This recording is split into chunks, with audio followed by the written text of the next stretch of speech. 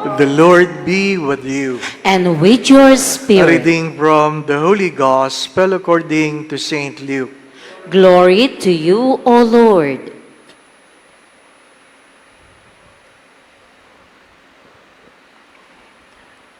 Zechariah, his father, filled with the Holy Spirit, prophesied, saying, Blessed be the Lord, the God of Israel, for he has come to his people and set them free. He has raised up for us a mighty Savior, born of the house of his servant David. Through his prophets he promised of old that he would save us from our enemies, from the hands of all who hate us. He promised to show mercy to our fathers and to remember his holy covenant. This was the oath he swore to our father Abraham, to set us free from the hand of our enemies, free to worship him without fear, holy and righteous in his sight, all the days of our life. You, my child, shall be called the prophet of the Most High, for you will go before the Lord to prepare his way, to give his people knowledge of salvation by the forgiveness of their sins.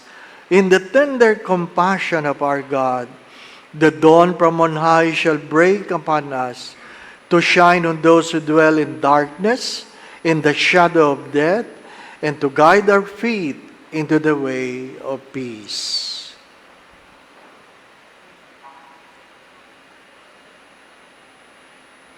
Brothers and sisters, the Gospel of the Lord. Praise to you, Lord Jesus Christ.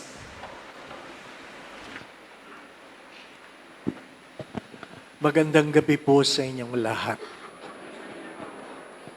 I was with you last December 15 as we start the Simbang Gabi. Our enrollment now is our graduation. Ano po? I hope makapasa kayo. Ano po? Nakakompleto kayo. Doon sa nakakompleto, congratulations. Doon sa hindi nakakompleto, next year uli. Ano po? Well, don't worry. Kahit hindi kayo nakakompleto, pinanganak pa rin si Jesus. Ano po? May Pasko pa rin. Ha? As the saying goes, there is nothing you can do to make God love you more, and there is nothing you can do to make God love you less. My dear friends, my brothers and sisters, the first reading asked us to examine ourselves. What are you willing to do knowing you have been blessed? What are you willing to do knowing you have been blessed? Are you willing to build a house for God, a temple for God? What are you willing to do? What is the gospel trying to tell us? Regardless of your experiences, allow your experiences to teach you on how to look at your future. We can never change our past, but we can learn from our past. Hindi na natin mababago ang ating kahapon, pero pwede nating tingnan ang ating mga kahapon upang turuan tayo paano natin titingnan ang ating bukas. The Benedictus, the Gospel is called the Benedictus, is an attitude on how to look at life. It is a confession that in the very beginning, when God called Abraham, God already made a promise to God. God already made a promise to God that He will guide us, He will direct us, He will save us, He will protect us regardless. Perhaps if you are a driver, you know that the windshield of your car is bigger than the rear view mirror. Nakakita ba kayo ng rear view mirror na sasakyan nyo mas malaki sa windshield?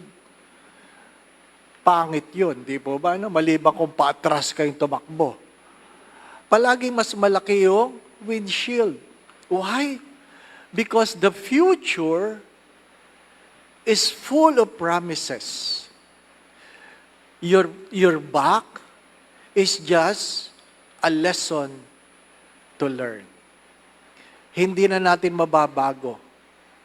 Few days ago, pagkatapos ng Misa de Gallo, sabi ng isang babae, Father, pang-apat ko na ito sa Greenbelt. Pang-apat ko ng Misa de Gallo. Ano po? Ibig sabihin, kumpleto niya. Sabi ko, ako din, pang-apat. Ano po? Pang-apat ko na ito sa Greenbelt. Ano po? This morning, a lady came and said, before I went, sabi niya, I thank you, Father, for praying for my son who passed the board exam. And suddenly he cried and said, but I lost my husband. Ano po? Gusto ko sabihin, I did not pray for it. Ano po? Ha? Ano ibig ko sabihin? There are things you are in control. But there are things you will never be in control. The life of death of people will never be in your control. Regardless how much you love the person, if the person has its time to go, he will go. Death will come without anybody's permission. Hindi yan magpapaalam. Pasko man yan, kung yan ay kanyang panahon para mamatay, mamamatay yan. Hindi po ba? Ano lang ang sabi ko? Ano po, yung umagang misa, it is a series entitled How to Grow Spiritually. And if you are blessed, you can do 4 things. 4 P's. Magpasalamat, pasasalamat, papuri, pagpapahayag, at pagtanaw ng utang na loob. If you are blessed, learn to say, thank you. That's the least you can do. Second, it's an opportunity to praise God. Purihin ang Panginoon. Pangatlo, sana hindi maiwan sa iyong magandang balita. Allow people to know that you have been blessed. Magaling lang tayo mag-share ng problema, pero ilan lang sa atin na nag-share ng magandang balita. Di po ba, anak? Kasi gusto natin, kinakaawaan tayo. Kinakaawaan tayo. Malaking bagay na tayo din ay isang source ng inspiration para sa ibang tao. Kaya yung pang-apat na P ay pagtanaw ng utang na loob. Kung naalaala nyo nung na-stroke ako, syempre, hindi naman madali ang may stroke. Di ba? Hindi ko nga alam na makakabangon pa ako. Kaya nung ako ay nakahandusay doon, na walang pakiramdam, sinabi ko talaga sa Diyos, Lord, kung gulay ring lang, patay na. Diba? Kung magiging gulay rin lang ako, kunin mo na ako. Bakit? Ay gulay ka nang, hirap nang maging gulay. Alam naman natin, ayaw naman natin kumain ng gulay. Di po ba? Ayaw natin ng gulay. Ha? Ayaw mo maging gulay. Ikalawa, hindi madaling mag-alaga ng may sakit. Hanggang kailan? Kung merong mag-aalaga sa akin, hanggang kailan? Di ba? Nag-anoint ako ng matanda, 80 years old. 10 taon nang nakahiga. Nung tinanong ko si Lola, Lola, anong gusto mo ipa-birthday sa'yo ni Jesus? Ano sabi niya? Sana habaan pa ni Lord ang buhay ko. Sabi ko, 10 taon na kayo nakahiga. Di ba? Sabi niya, okay lang, Father, okay lang. Anong sabi ng caregiver? Di ko na kaya. Di ba? Kaya mo pa, pero yung mag-aalaga sa iyo, baka di na kaya. Hindi po ba? Kailangan mo ng lakas. Kailangan mo ng pera. Di ba? Pag tayo nagdadasal, isipin natin ang kapakanan din ng ibang tao.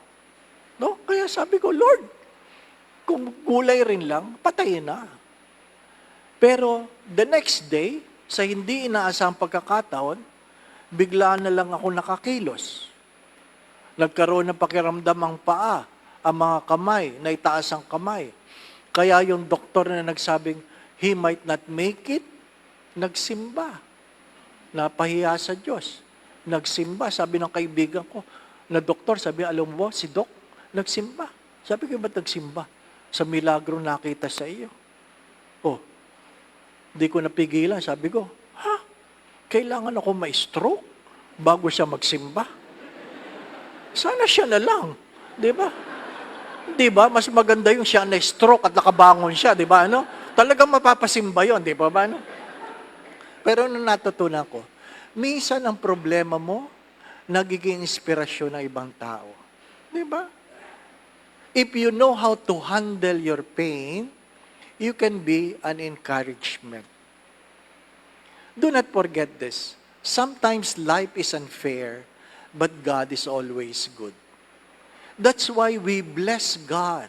We worship God, not because life is easy, but life is possible.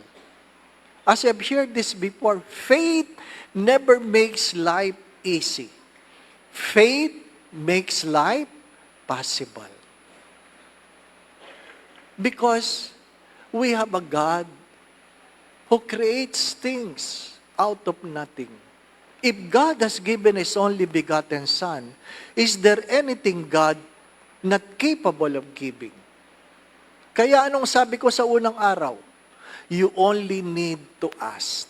And when you ask, learn to imagine the unimaginable for God to do the impossible. Learn to imagine the unimaginable for God to do the impossible. Because if you can do it, you don't need God to do it. Di ba? Sabi nga nung isang anak, sabi, Father, ipagdasal mo naman, sana bigyan ako ng kotse ng tatay ko. Di ba? Huwag kang pupunta sa Diyos sa tatay mo. Ang tatay mo magbibigay ng kotse, di po ba? No? Pero pag sinabing, Lord, bigyan mo ko ng kotse, okay? Pagtutulungan kita magdasal, hindi ko lang alam paano mahuhulog yung kotse, di po ba? No? Di ba?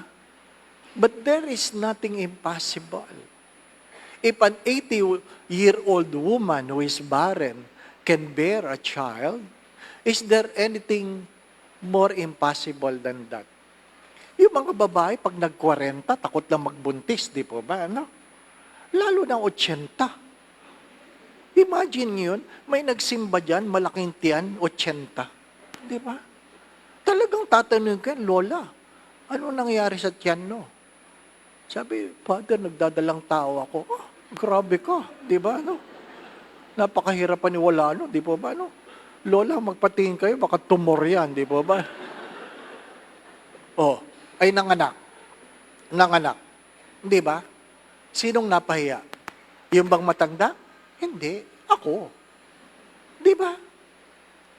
Sadyang hinihiya ng Diyos ang mga taong ayaw maniwala sa Kanya. Inuulit ko yun. Sadyang hinihiya ng Diyos ang mga taong ayaw maniwala sa Kanya. You only need to believe. As Saint Augustine said, the gift of faith is to see what you believe. The gift of faith is to see what you believe. If you believe on nothing, then there's nothing to see. But if you believe on something impossible, that impossible will be made possible. My dear friends, my brothers and sisters, again, the question in the first reading, if you are blessed, what are you willing to do? Look back in 2025, and hopefully you can look back with gratitude.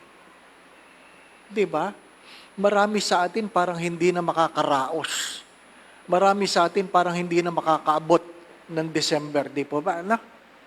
Pero ngayon, buhay ka pa. Di ba? Nabigla ako nung nakita ko yung isang matandang pari. Di ba? Nagkita kami. Ngayon lang uli kami nagkita. Sabi ko agad, Father, buhay ka pa. Mali yung bati ko. Nagulat lang ako, di ba, no? Minsan nakakagulat yung mga bagay na hindi mo inaasahan, di po ba, no? Ha? Mabuti hindi niya sinabing, buti nga, buhay ka pa, di po ba, no? Gumaling ka, di ba, no? Well, sadyang gano'n ang buhay, di po ba, no? Kaya yung babaeng nagsabing, I lost my husband, well, that's part of life. Basta hindi mo tinulak sa Cannon Road, di po ba, no? Ay. Di ba, no? Ang daming kwento, ng 2025. Di po ba, ano? Hari nawa, may natutunan tayo. Anong tawag sa atin? Pag alam mong mali, inulit mo pa rin, may tawag sa iyo. Ang tawag sa iyo ay, wala akong sinabi. Ha? Ang lakas ninyo, ha? Ang tawag doon, mali-mali. Diba? Mali-mali. Makasalanan ka. Naghuhusga ka kaagad. My dear friends, my brothers and sisters, learn to laugh at your mistakes because regardless, we are loved for who we are. Amen. Going back to what I've said, the rear view mirror is that small because we are invited to look back, to learn from it, but to look forward knowing we have a God who never fails. Ang inaasahan natin ay ang Diyos na tapat, hindi ang ating mga sarili. Ano po? Kaya nga, pag ikaw ay pinagpala, magpasalamat, magpuri, magpahayag, at higit sa lahat, magkaroon ng pagtanaw ng utang na loob. The Lord be with you. And with your spirit. Bow your heads and pray for God's blessing. May God, who through the childbearing of the Blessed Virgin Mary, willed in His great kindness to redeem the human race, be pleased to enrich you with His blessings all the days of your life. Amen. May you know always and everywhere the protection of her, through whom you have been found worthy to receive the author of life. Amen. May you have devoutly gathered on this day, carry away with you the gifts of spiritual joy and heavenly rewards. Amen. And may Almighty God bless you and your family in the name of the Father, and of the Son, and of the Holy Spirit. Amen. The Mass has been offered. We go in peace to love and serve the Lord. Thanks be to God.